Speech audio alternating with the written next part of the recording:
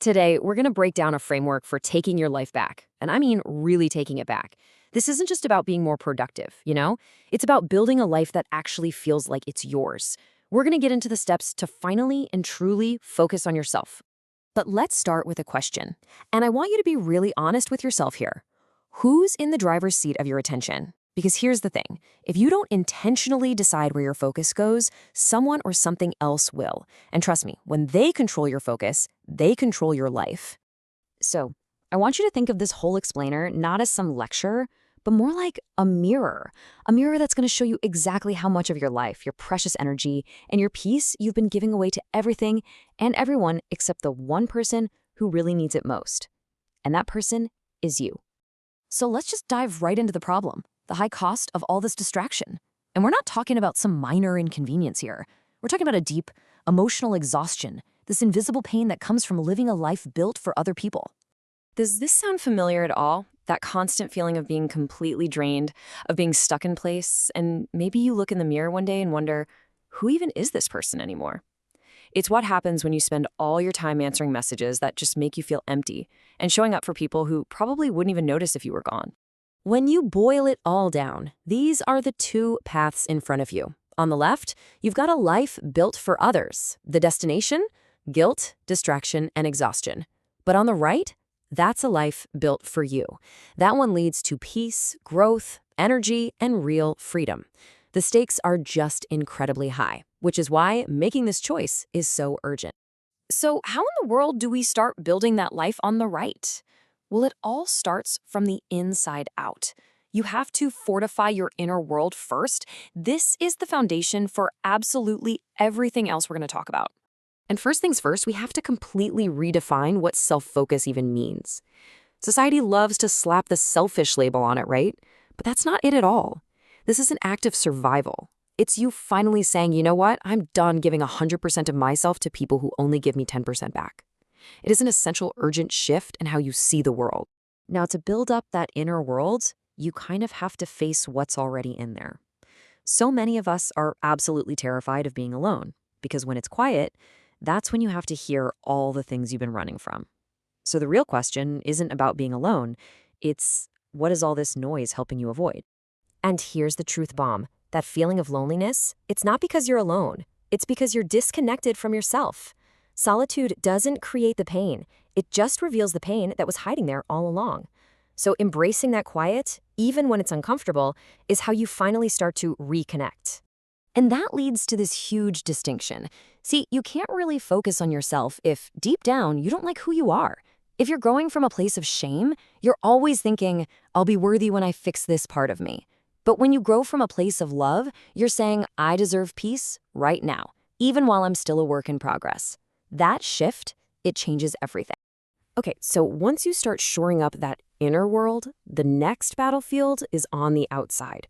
We have to talk about reclaiming your energy and how you manage your interactions with the rest of the world. I want you to picture this. Imagine you are building your own house, okay? Laying every brick with your own two hands. Now, does it make any sense to stop what you're doing and argue with every random person who walks by and yells something at you? Of course not. Every time you stop to react to negativity, you're not defending your progress, you're destroying your own momentum. And you know, one of the most powerful ways to protect that momentum is simply silence.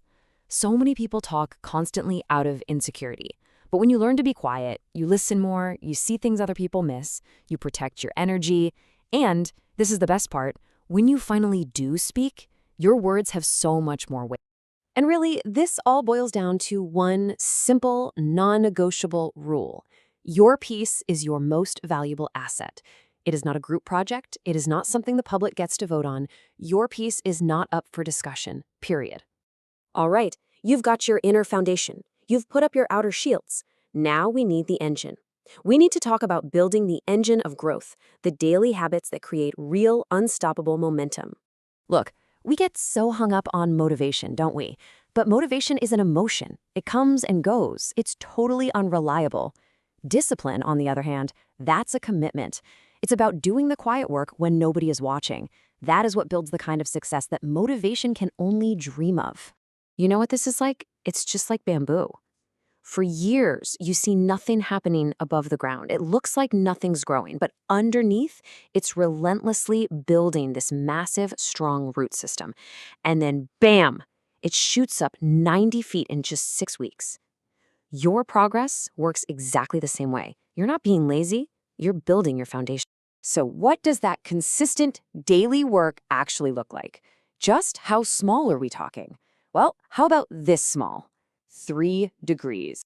3 degrees. What does that even mean? Well, think about an airplane. If it changes its course by just 3 degrees, a tiny, almost unnoticeable shift, it will land in a completely different country. Your tiny habits, reading just 5 pages a day, waking up 20 minutes earlier, saying no to one tiny distraction, they have that exact same power to change the entire destination of your life. So we've walked through the whole framework. We've talked about the problem, the inner work, the outer shields, and the engine for growth. But honestly, none of that matters without this next part. This is where knowledge becomes transformation. Your restart begins right now. And please remember this. The real work, the real courage, it's not the stuff you post online for applause. It's the silent, private victories. It's getting out of bed when you're battling anxiety. It's choosing to build when you feel like breaking down. It's showing up for yourself when no one else is clapping. That is real heroism. So if you're sitting there feeling overwhelmed, or like you're behind, or that it's just too late for you, I really want you to let this sink in. You are not behind. You are not too late. You are not broken. You are becoming. This whole journey isn't about fixing something that's broken. It's about letting yourself become who you are always meant to be. And that's where we'll leave it. You've seen the path, you understand what's at stake, the next level of your life is waiting for you, but it's going to require a new version of you to get there. So the only question left is, will you begin?